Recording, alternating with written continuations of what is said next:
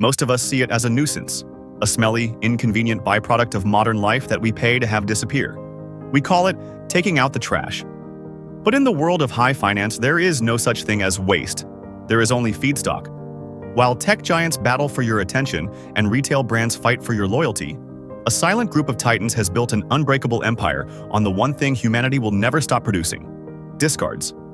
This is the story of how the world's dirtiest business became its cleanest profit engine. Welcome to the invisible economics of garbage.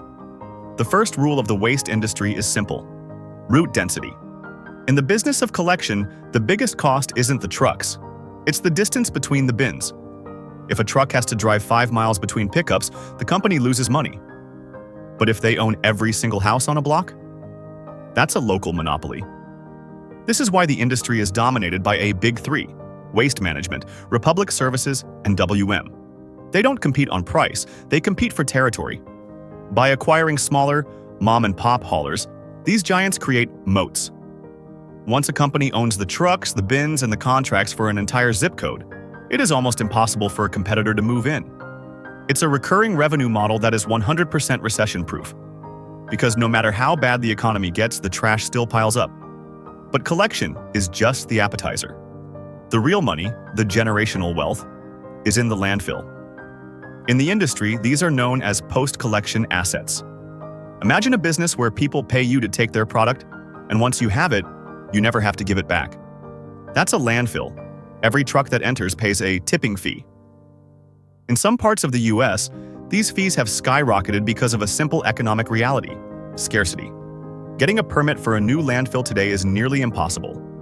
Environmental regulations and not-in-my-backyard sentiment have turned existing landfills into finite, high-value real estate. And the genius doesn't stop there. As the trash decomposes, it produces methane.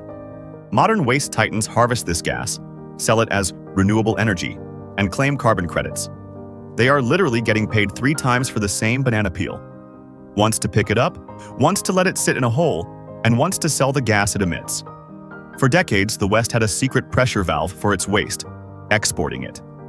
We told ourselves we were recycling, but in reality, we were backhauling our plastic to China. In 2018, everything changed.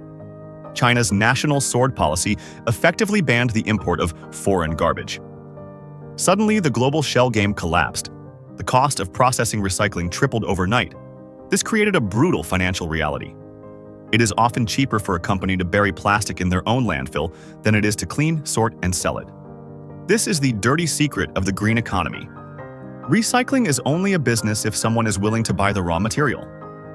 When the buyers disappeared, the golden age of garbage shifted from a global trade to a domestic crisis. We like to think of the waste industry as a public service, but it's actually a masterclass in vertical integration. By owning the truck, the landfill, and the energy plant, these companies have built a system where they profit from every stage of human consumption. In the modern economy, we are told that data is the new oil. But data can be deleted. Garbage is forever. And as long as we keep consuming, the kings of the landfill will keep reigning. Because in this business, the dirtier the job, the cleaner the profit.